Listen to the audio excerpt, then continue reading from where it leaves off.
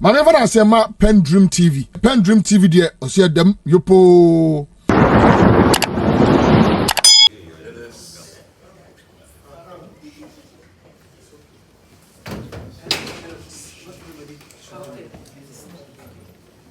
There is little contributions like this that have brought us this far, and we appreciate it very much. And so we want to thank you for this donation. It will be used judiciously. We have a sin off in front of us. So when we win in a sin off, you can bet that your money was part of it. Thank you.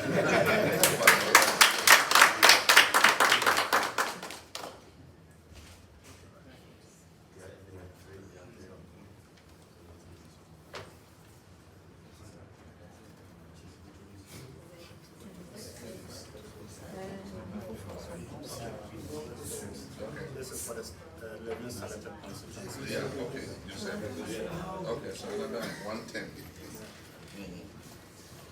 Okay, so we received this on behalf of the 11 constituencies selected, and the money will go directly to the constituencies. Because as I said, grassroots mobilization is going to be at the heart of our campaign for 2024. And so this kickstarts resources that will go to the constituencies for that mobilization that I spoke about.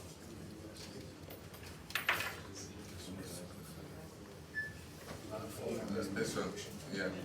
Okay, so this is from the members of the platform for media and communications.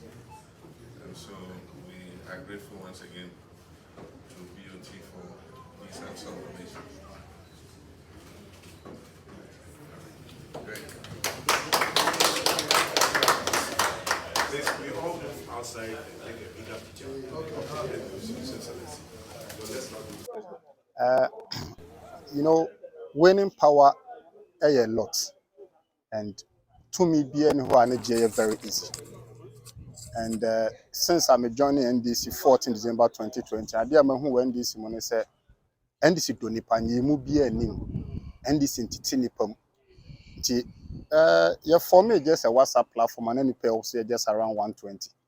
And the platform na nyina e nipa 800. The interest no e kosro. Any who can even say, dear bit my idea about His Excellency and the NDC. It decided to say about the adoptive project, say about 11 constituencies in Ghana. Sunyani West, Sunyani East, Brekum West, Mpoho, Domiko Abrenya, Fanteman, Hohoi constituency, Asunafo North, Offenso North, Esikado Kenten. The important say these are orphan constituencies are a year MPP there. The bit my diabwa. Yet also me know yet. The arrowhead for the NDC Excellency John Dramani Mahama. And your non so from your cafes mono, your support with 100,000 Ghana cedi cash I donated their man on there. 11 constituencies are canon.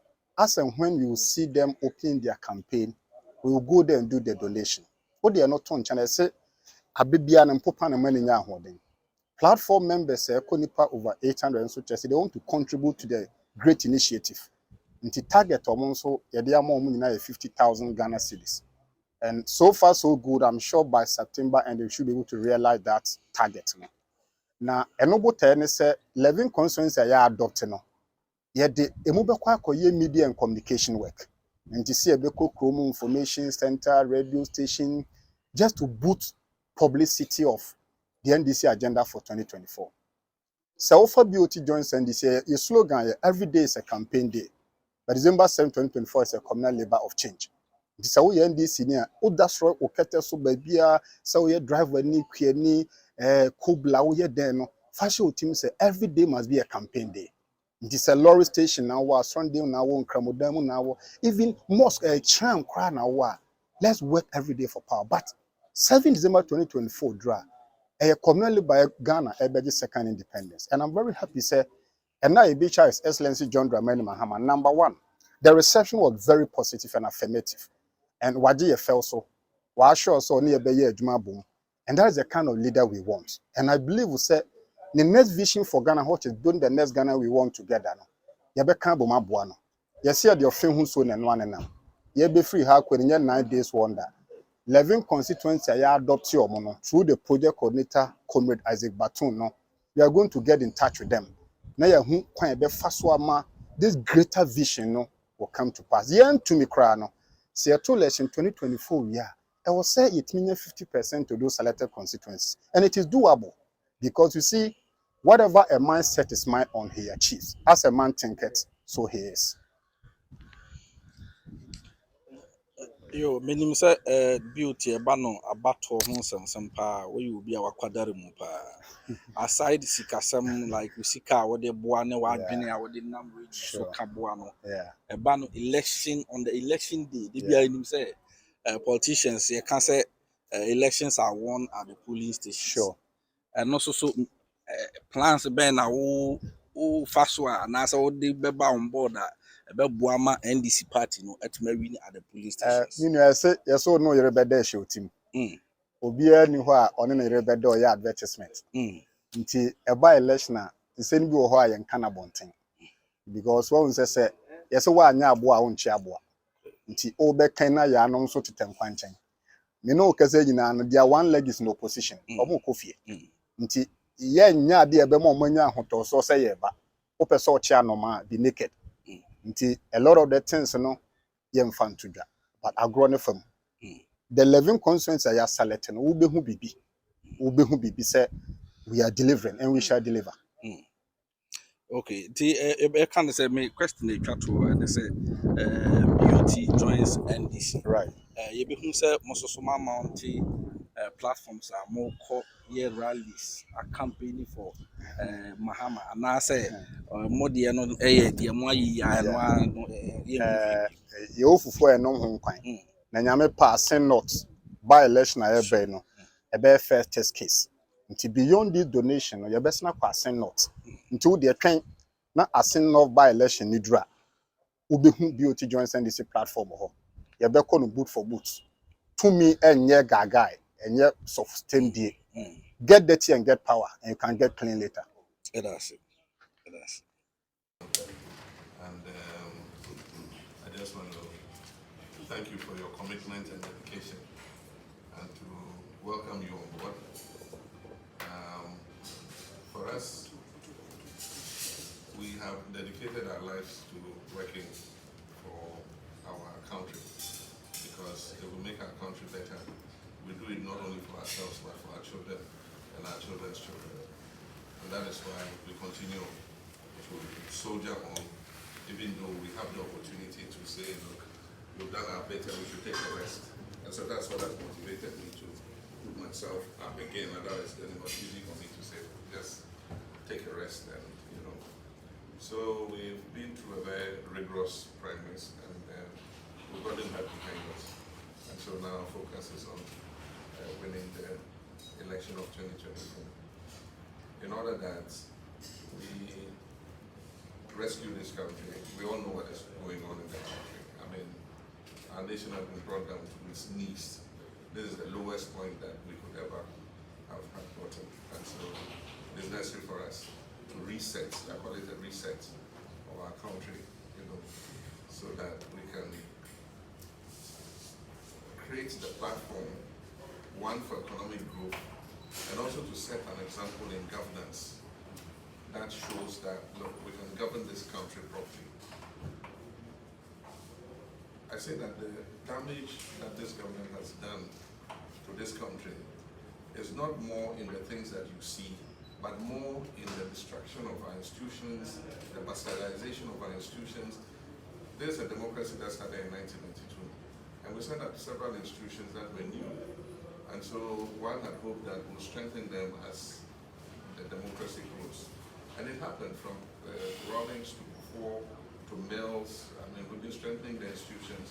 But this government has come and they just have no bounds. I mean, just put politics before everything else. And so today you have issues with the judiciary, with parliament, with the executive, and the state-owned enterprises that were being run properly. Today there are no ethics. They've breached procurement anyhow. The Auditor General report shows what is going on, you know. And so it's necessary for us to see how we can reset everything. And so for us, our main focus will be stabilizing the economy and restoring Ghana back to the path of growth and good economic management. And then the second one will be resetting our governance ethics and stabilizing our institutions again, so that one will include the review of the constitution to make sure that no president comes and does some of the things that this president has been able to do. It will curtail the powers that one will have as president, but it will be for the longer interest of the country. That we, for instance, let's take the judiciary. This president has appointed more judges than all governments combined in the history of Ghana.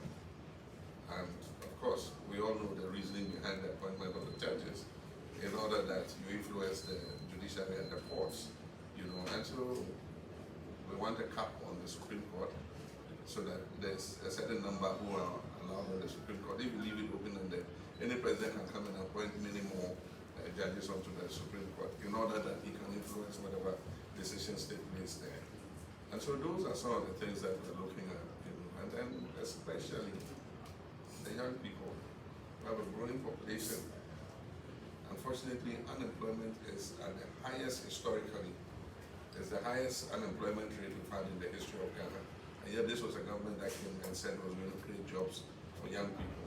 And today, youth are having to stay unemployed for longer when they come out of school than ever before in our history. And so how do we diversify the economy again, stabilize it so that they can create job opportunities for people to grow? What creates jobs automatically is the growth of the economy. If the economy is growing positively, it creates jobs in the system. But aside from that, you must think innovatively to see how we can shift from this mono economy where you just rely on a few things: cocoa, gold, oil. Today, those are the three things driving this economy. And yet there are many other things that we can bring on board that diversify this economy and make it run.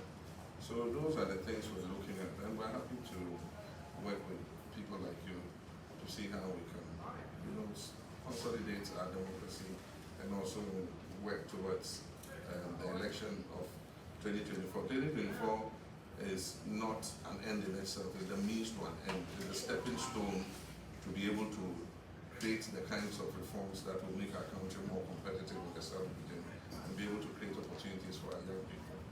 So we are happy to have you come on board and we'll work together. For me, I believe that we must have a country that opens the opportunities to everybody, irrespective of your ethnic group or your political or religious affiliation. And that's what we try to do. We're colorblind when it came to who got what job, who was employed where. But over the last 8 years, we don't see the same thing. If you don't go to this government, will destroy your business. Sure. If you're not a member of the inner, I was going to say cabal, but inner family and friends, inner family and friends, you won't have access to any opportunities. The opportunities are open to just a few people. But you cannot run a country like that. You can run a country where, you can only run a country progressively where everybody benefits. If business thrives, government thrives. Sure. If business suffers, government suffers. And that is what has led us here, because several contractors work, you choose and pick who you want to pay and refuse to pay the others. If their businesses collapse, who work for them? Is it not the same Ghanaians? And when they take a bulldozer operator, they don't ask, are you MPP or NDC? You look at the expertise of the bulldozer operator or the excavator operator. And so when the business collapses, both NDC people and MPP and CPP people suffer because they all get unemployed. Today, look at the construction industry. It's growing by half of what it grew at when we were in government. It grew by 8.something%. Today, construction is at 4.2%. And construction is at the base of the economy because they work with so many suppliers.